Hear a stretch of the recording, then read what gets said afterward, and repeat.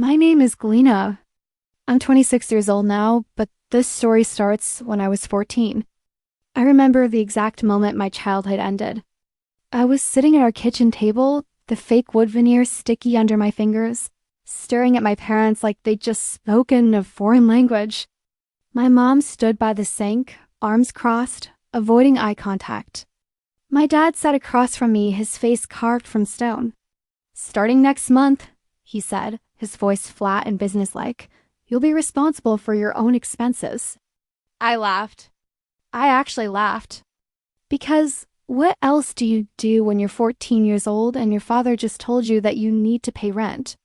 Buy your own food, handle your own phone bill, and cover everything else that keeps a human being alive. Wait, what? I managed to choke out.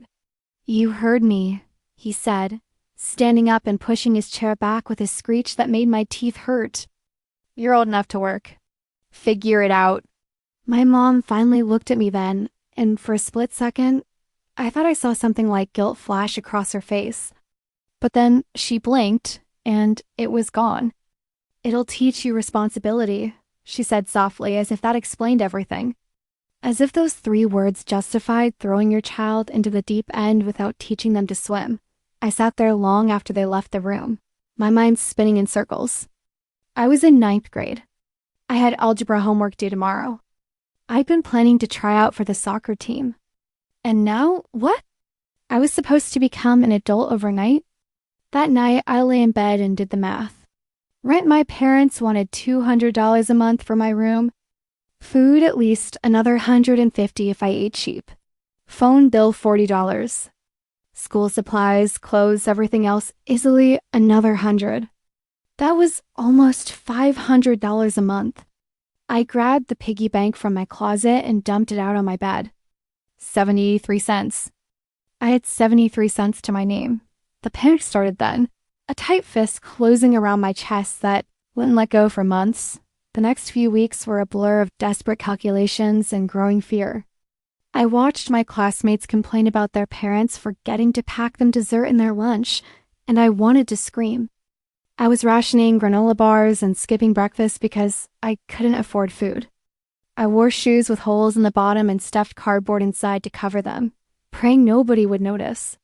When friends asked why I couldn't hang out after school, I made up excuses. How do you explain that you can't afford the bus fare to the mall?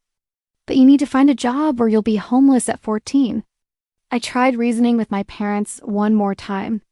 I begged, actually got down on my knees and begged, explaining that I was too young, that this wasn't legal, that I needed their help. My dad just looked at me with something like disgust and said, "Life isn't fair. Get used to it." My mom turned away and started doing dishes. That's when I realized no one was coming to save me. Not my parents, not child services, not teachers who might notice, but wouldn't ask. I was completely, utterly alone. And I had a choice: give up or survive. I chose survival. Finding work at 14 was nearly impossible. Most places wouldn't even look at me.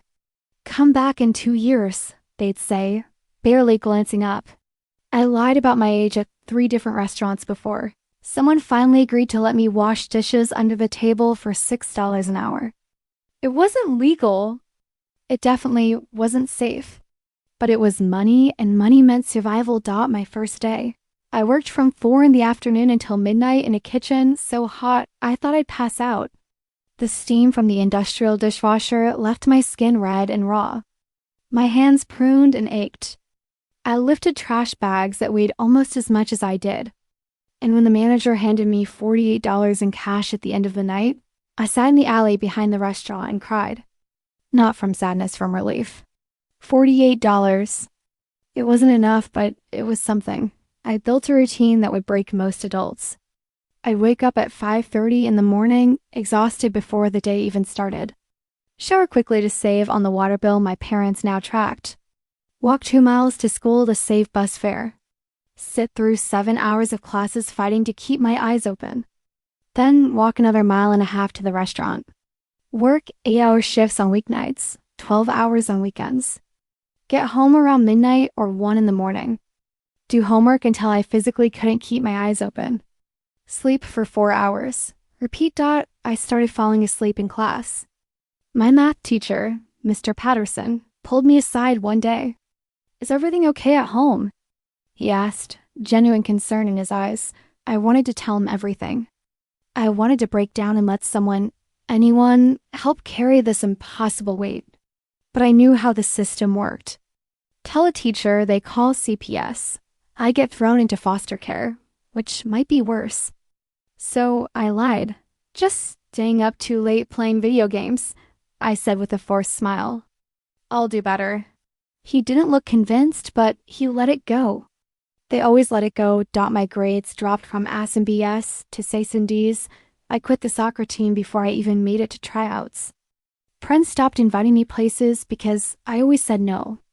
I became invisible just the way I needed to be. Invisible meant no questions. No questions meant no intervention. No intervention meant I stayed in control of my own survival.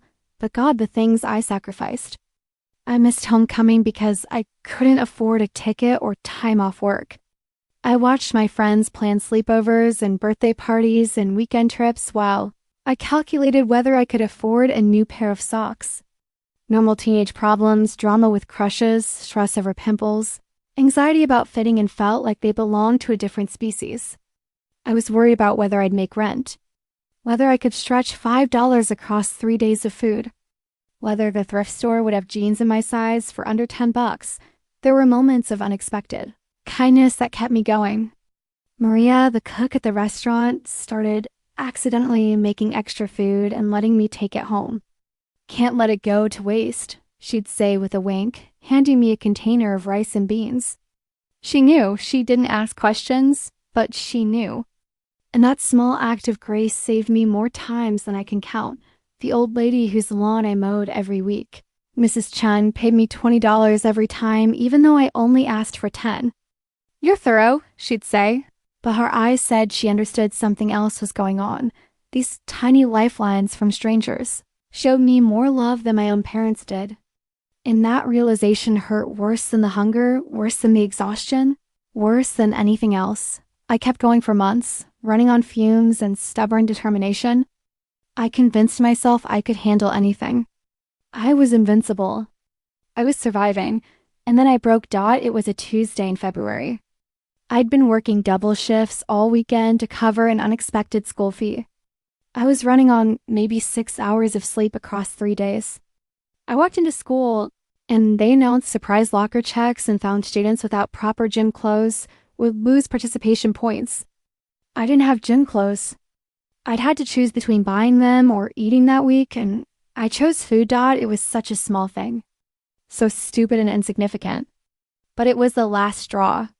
I walked into the bathroom, locked myself in a stall, and completely fell apart. I cried so hard I thought I might throw up. All the exhaustion, the fear, the loneliness, the unfairness of it all just poured out of me. I was 14 years old and I wanted my mom. Not the mom I had, but the mom I was supposed to have, the one who made sure I was safe and fed and loved, thought about running away, disappearing, just stopping. It would be so easy to give up, to let the weight crush me completely. I was so tired, so unbelievably tired. But then I heard the bathroom door open and 2 girls came in laughing about something trivial. Their voices, so light and carefree, reminded me of who I used to be. And something in me rebelled against the idea of letting this situation destroy me completely. My parents were failing me in every possible way, but I didn't have to fail myself. I could survive this.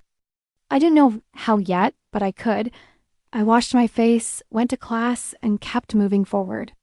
Because that's all I could do. Slowly, I developed skills no 14-year-old should have. I learned to budget down to the penny, tracking every expense in a battered notebook. I learned to make a dollar stretch, and possibly far rice and beans became my best friends. I learned which grocery stores threw out still good food and wasn't too proud to dig through bins at closing time. I learned to ask for extra shifts, to negotiate better under-the-table pay, to fix my own clothes instead of buying new ones. I learned to lie convincingly about why I couldn't go places or buy things. I learned to spot genuinely kind people versus those who'd exploit desperation. I learned to sleep anywhere in any conditions, for whatever brief moments I could steal. I learned emotional survival too, how to shut down feelings when they became too overwhelming, how to compartmentalize trauma, how to keep going when every cell in my body wanted to quit. These were valuable skills. Skills that would serve me well in life. But no child should have to learn them. No child should have to become a financial expert, an emotional fortress before they're old, enough to drive. The worst part wasn't the physical struggle. It was the loneliness. The isolation of carrying a secret too heavy to share. Of living a completely different reality than every other kid around me. Of having no one to turn to, no safety net, no parent to call when things got scary. I grew up in fast forward, but I also grew up alone. Somehow and possibly I made it through that first year. Then the next. I pieced together multiple jobs, dishwashing, lawn care, babysitting, whatever I could find. I finished high school, though my GPA was far below what it could have been. I worked full-time while taking community college classes. I clawed my way towards stability inch by painful inch. I'm 26 now. I have a decent job, a small apartment that's entirely mine, and enough money to live comfortably. By external measures, I made it. I survived. But survival came at a cost. I still have nightmares about not making rent. I still panic when unexpected expenses come up. I struggle to accept help from anyone because I learned young that people will abandon you when you need them most. I have a complicated, distant relationship with my parents. I talk to them maybe twice a year, and even then, it's strained. They've never apologized. They think they taught me valuable lessons about responsibility. They don't understand the trauma they caused. Therapy has helped. So has time. So has building chosen family from friends who actually show up. But the scars remain. You don't go through something like that and come out unchanged. Here's what I want anyone going through something similar to know. It's not your fault.